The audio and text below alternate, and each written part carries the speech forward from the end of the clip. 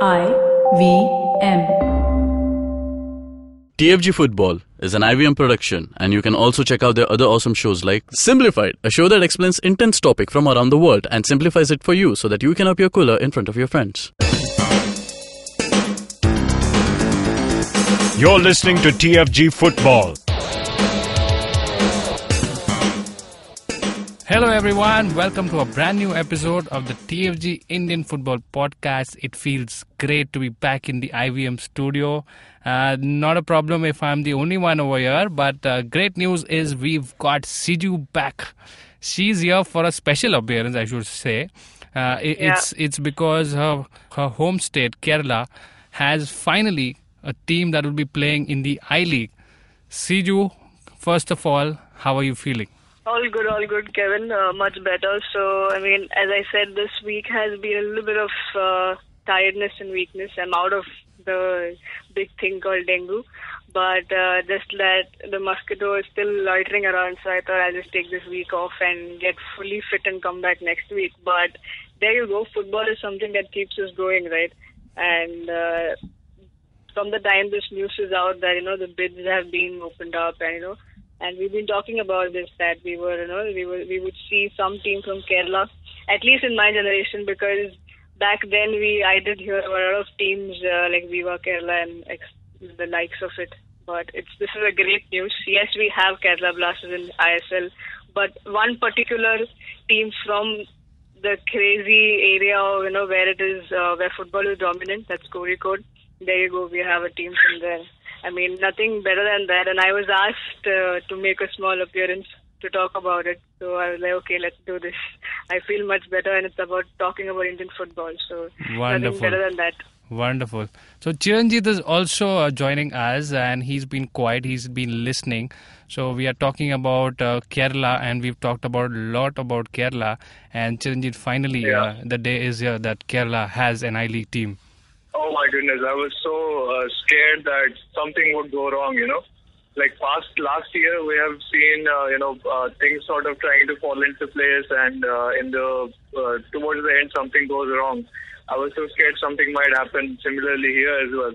And mind you, it's not the smoothest operation that they have done. We were thinking Manjeri is going to be the home ground. Now we're hearing it's Calicut. Gokulam FC is going to call itself Malabar FC. Why is that? It was initially christened as Gokulam FC, and Gokulam Group is the one that is looking after the club operations. So why all of a sudden the name change? It is actually part of history, because that region is all Malabar coast, right? And Kozhikode falls under that. So people from that area are called... Even the people are called, Malabaris, or, everything to do that towards that side, Kozhikode, bit of Kochi side is called Malabar. So everything there is related to Malabar. You'll get Malabar hotels, food. There's a river festival named after Malabar River Festival.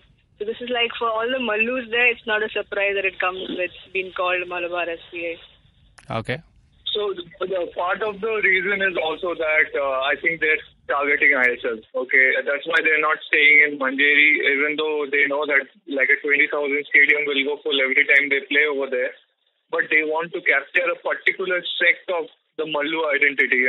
Kerala Blasters is like pan Kerala, but they are targeting this particular coastal identity and trying to become a part of the culture. And also the fact that Calicut has a 55,000 capacity. Yeah. Okay, so if they can get enough fans, if they can promote themselves well and be welcomed by that group of people, they may become a force in Kerala football that rivals Kerala Blasters. Yeah, and absolutely. If they get 30,000-40,000 crowd coming in, then they will have enough grounds to say, okay, let's make an investment. We will play in ISL as well. And then we will have a Kerala derby. And how awesome will that be? Yeah.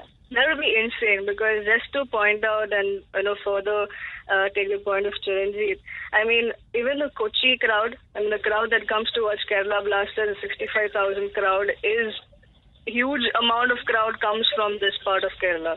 I mean, Kozhikode, you'll find Kannur, Malappuram, all of these places. So it's insane, and I think Kozhikode finally deserved a football there instead of traveling all the way to Kochi. So I think it's crazy. So now we will see the actual rival and how the fans are going to be split. Will they now again travel to Kochi Stadium or stick to Kozhikode and support their team? Yeah. So, and I think last time I saw a match in Kozhikode, it was a Santosh Trophy match, and the Kerala state team was playing. Yeah. And it was fully packed. It can rival the Kochi Arena if enough people show up. Yeah. So we have to see if in case a day comes where it's going to be clashing, like Kerala Blasters is playing and Malabar FC is playing. No, that's not going to happen. Okay, fair enough. Yeah. That will be better. But now we'll see. We'll see how the crowd is, how the Manjapada still goes strong, or we still have the Gokulam battalion. That's what I saw one of the Twitter handles. The group fans. I really hope they don't. I really hope they change their name too, because see, just calling themselves Gokulam and naming the club after a company, that doesn't really work in the end. You know, if you want to have a long-term presence in Indian football, you can't be a Kalyani Bharat FC. Okay, so yeah, it's a good step taken by them. Yeah, so having one team from Kerala means that is the only team that made it through the bids, the second round of bids, meaning Ozone FC does not make it through. Chiranjit, any thoughts on that? Well, some problem they ran into at the last moment was they were talking to the Bangalore football authorities, and some problem regarding getting permission to use that stadium arose. So in the last minute, we were hearing they might actually switch their bid to Mysore, but it was way too complicated and sort of, what do you say? It wasn't going smoothly in any way. So it's not really that surprising that they picked only one, and obviously the Gokulam bid was the favorite by far. And you have the Arrows team coming in from Delhi. So 10 clubs are there, so you don't really need an 11th club. So there wasn't a question of going for a second bid, right? So do we have 10 clubs or is it 9? No, it should be 10, right, at this point? No, we have see, Aizawl, out of Mohun Bagan, East Bengal, Shillong, Chennai City, Neroka, Minerva, Arrows, and Gokulam. 1, 2, 3, 4. Oh. There are 9 teams. Okay. So can Mumbai FC still have the cut? No, they don't have any. They don't have any chances to come in. We don't know. CSK Shivajians have been saying they want to withdraw, but what if in the last moment they feel something? You know, an academy team. They haven't really said they're going to pull out fully yet. So we might get 10, we might get 9. Let's see. Yeah. So if they need a 10th team, would they go for Ozone, or Ozone is completely out of this scenario? Out of the picture at this point. I don't think they're going for it in any way. If CSK Shivajians pull out, we're going to have 9.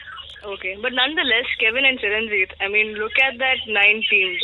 I-League looks even more interesting now with Aizawl, Bagan, East Bengal, Shillong. I mean, Neroka and these 2 new teams that have come in. Crazy stuff. Really, I can't just wait. Again, there was this talk about having a team coming in from Rajasthan or even Gujarat. Had that been, it could have been in a different flavor, having Ahmedabad probably, where the new stadium has come up, right? Yeah. So I think very soon we might just see something of Dun Stadia as well, because that stadium has really got some facilities. If not a team, at least we should see some friendlies or some national level matches, national games happening over there. Yeah, well, absolutely. Overall, if we are summing up the topic on Gokulam FC, or aka that they will be known as Malabar FC, it's a crazy time. I mean, good times ahead for Kerala football, and finally they are getting their due after a very long time. And I-League looks interesting as ever. So I can't wait for the season to start. Imagine this time, I think for the first time, we don't really have any club which doesn't guarantee you a certain amount of eyeballs. Exactly. Okay, maybe Chennai City is an issue, but if they move to the district, they'll probably get better viewership. I don't think they're playing out of the Marina Arena or Jawaharlal Nehru Stadium anymore. So we'll have to see how that pans out. Minerva Punjab, they are thinking about moving to Chandigarh, and there they have a fan base. Yeah. So it may be a small stadium, but it will have some people, and they're going to gain traction. After all, so many of their young players have done well for the Indian junior teams, under 23, under 16, under 18.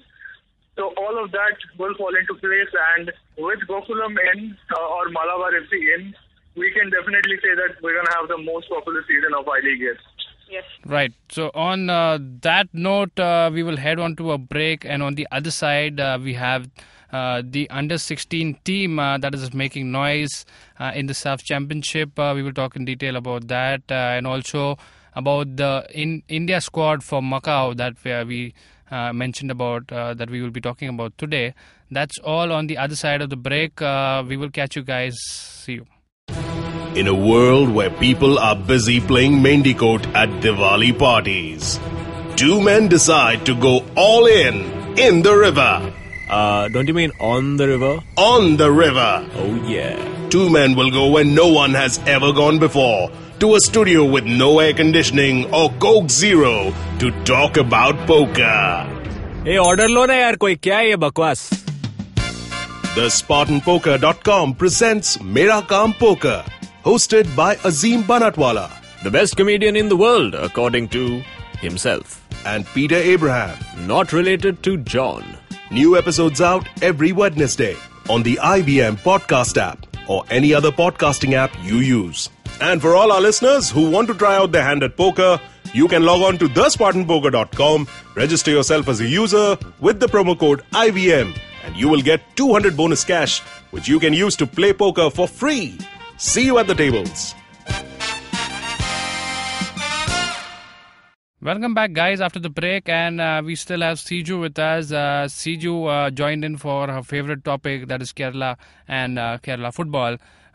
So how was it, Siju, talking about one of your favorite things? Absolutely. I think when the news broke out, I even tweeted saying that this is the happiest thing that's ever happened to me at the moment. Per se, from being a football fan, and secondly being from Kerala. So nothing better than this, and I had to come in and do the sneak peek thing and talk about it, because of course Mallu inside me is very happy and proud. So let's see how the season begins. Just like I said before the break, I can't wait for the season to start, because I-League looks interesting as ever. And I think that's all for me for this show. As I said, I will be back from next week onwards, hopefully, if everything goes well. Thank you for all the wishes and messages that everybody has been sending me. It has made me stronger. I'll be back soon on the show. And over to you guys. Take it forward. All right, Siju. And we will move on to another topic. The under-16 national side is playing in the AFC Championship. And yesterday they played Palestine. And 3-0 was the scoreline and convincing victory. Chiranjit, a great win for us.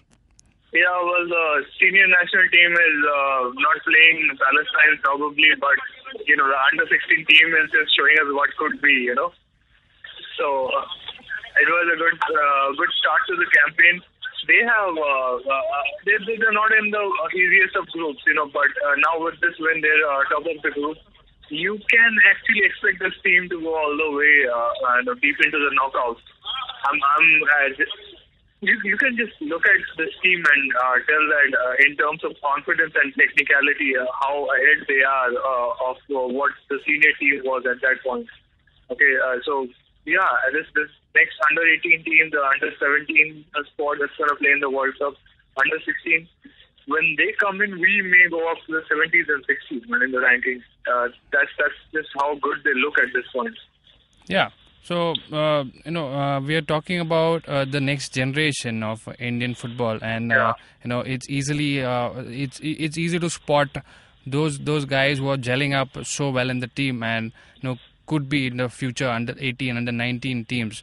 So, great performance by them. It started off with a free kick goal that came in the 51st minute. A great free kick taken by Gibson. He jumped the ball over the wall and just beat the keeper with sheer with his quality of his free kick. And the second goal came in the 72nd minute. And finally, the skipper, Vikram, he put in the final goal. That is the third goal that came in just about 10 minutes from full time. So that made it 3-0. So that was the game against Palestine, and India will be playing Nepal on the 22nd of this month again. So again, we'll be watching, and we might get you updates on that once it happens. So moving on, we will talk about the squad for Macau, for the Macau game, for the Indian national senior national side, and a surprise omission for Robin Singh, Chiranjit. Robin Singh does not make the cut. You could have seen it coming. You could have seen it coming, right? Because once Balwant Singh starts and comes in and starts scoring regularly, you can't drop him anymore. You can't drop a guy who just scored 2 goals for you, and you're gonna play that team again, right? So obviously he gets the nod ahead of Robin Singh. Because part of this particular squad is also to see new players. That's why you've got 11 players who played for India under 23 who have been called up for this camp. And although we don't have a confirmation yet, it looks like we're going to play a friendly, and that's going to be for the new players, the young players, to showcase themselves ahead of the actual Macau Asian qualifier that we're going to play on 11th of October. So yeah, it's just Constantine's regular business, which is just trying out new things, constantly shifting the major, the top 15 that we have, depending on current form, and giving new players a chance. Yeah. So obviously this looks good, man. I mean, I actually what actually surprises me at this point is that you got 11 new faces, most of whom have never played for India before. Still, this squad looks like it's better than the last squad that we had that went to Macau. Okay, it just seems like even though we are getting in less experienced players, we're getting more and more depth. So, right. So that can be the best trick you can say that Constantine has pulled off with this squad. Yeah. So surprise additions in the forward line. Robin Singh obviously did not make the cut. So he instead of him, we've got 2 new players. That's Alan Deori from Shillong Lojong and Hitesh Sharma, the young guy from Mumbai FC, whom we seen him play over there last. So these 2 guys joined the camp, and hopefully some of them can get the game time that they need. Chiranjit, a good addition from Constantine about picking Hitesh Sharma and Alan Deori. So yeah, it's been a while since we've heard Alan Deori get this much attention, right? When he was playing in Goa, he was doing pretty well. In the middle of things, he sort of seemed to fade away from the spotlight, but now he's back. He's chance by Constantine to prove himself for the national team. I think this is, a potentially a redemption story for him. But if he gets a chance, it's going to be probably just 1 or 2 chances in which he has to prove himself. So probably one of the milestone moments of his career that he's approaching. Yeah. So that will be interesting to see. Which of the players joining the camp for the very first time get a chance in the final squad. And moving on, we have an update from the topic that we talked about yesterday. So Chiranjit, East Bengal and Mohan Bagan did a joint press conference yesterday. What updates do you have from there? So the East Bengal officials came to Mohan Bagan Club yesterday, and they apologized on the behalf of their fans.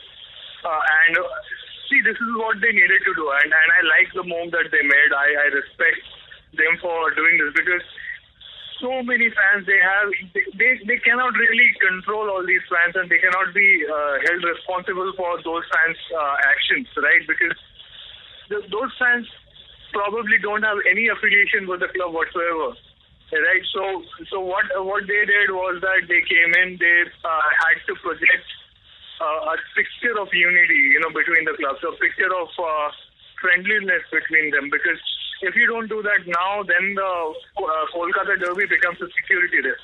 Yeah. Like a legit security risk, and it may even come into question whether that can be done or not.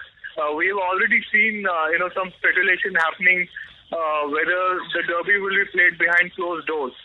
And that's not what you want at all. Correct. You don't want the situation to deteriorate to an extent where everybody loses money and you get to see on TV a Kolkata derby happening in an empty stadium. And it sucks. Last time it was, the crowd was restricted from a derby was back in 2013, I think, when Mohan Bagan and East Bengal played that return leg after the Black Derby. Just 25,000 tickets were allowed to be sold, and the Salt Lake Stadium looked empty, so it sucked, the whole thing. Right. But obviously this is a title fight game. Whoever wins will win the CFL. So there's as much heat on this game as possible. And if a thing like this, if a game like this has to be played behind closed doors, both the clubs lose money, IFL loses money, CFL loses money. So obviously they came together and showed that, hey, no matter what happened, we are together. And one of the significant thing is that many speculated that when East Bengal fans, officials would come to Mohan Bagan and speak to them, the FIR that has been filed against East Bengal fans would be withdrawn. But it has not been the case. I don't really think even East Bengal officials want that. So it shows the unity on both clubs' part that if there are miscreants on either side, neither club will shy away from getting the police involved to try to punish them and weed them out. And that's the most important message. Doesn't matter which shirt they were wearing, which colors they were wearing. They are hooligans, and if they are harming others, they have no right to be there in the stadium. Okay, and that's why I laud East Bengal officials, that's why I laud Mohan Bagan officials, that they decided not to drop the police matter. The police will investigate. It's a different thing whether somebody will be caught from the videos or not, or prosecuted. But it remains a criminal matter, which sends a message that if you do some bullshit when you come to see a football match, you will be punished. If not now, then later. Maybe later on when you have extra security equipment or arrangements available, it will be easier to immediately catch and punish them. But for now, apparently some faces have been identified of stone pelters and attackers, and they may actually get caught in the next coming week. So we'll have to wait and see how that goes. Right. So I have a feeling that if a test is to be made, they're not going to do it before the derby, because if let's say that adds more animosity and it can incite others to do something violent. So they may just wait out the derby and after Sunday try to get somebody and maybe find them or bring them in and warn them so that they never do it again. Okay, so that was a great gesture from the East Bengal officials, just showing that there is no tolerance for any crime of any level. So we hope the culprits are brought to justice, and whatever is needed to prevent this from happening can be done or should be done. On that note, that's a wrap for today's edition of the TFG Indian Football Podcast, and this was a much more positive episode than yesterday, and hope the positives continue in Indian football. So if you're listening to us on YouTube, do not forget to like, share, subscribe, and do not forget to check the description. We've got some links added of articles that we would want you to read or go through. IBM Podcast is an app that you would like to download from Android and iOS for many such shows like TFG Podcast. And the podcast is also available on major podcasting apps like SoundCloud, iTunes, etc. Till another episode, guys. Take care.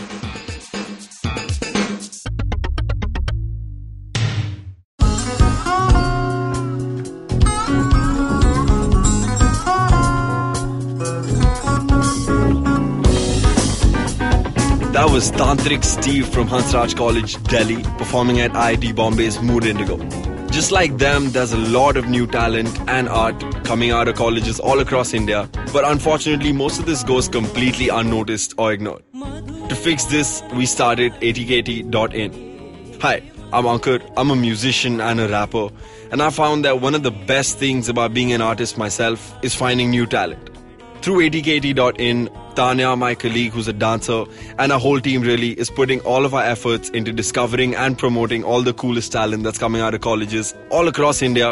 And this goes up on our website, our social media, TV, radio, and now, of course, this podcast with IVM. Make sure you go to our website, support the talent with your likes, your shares, your comments. All of that really matters. Go ahead, check it out. atkt.in.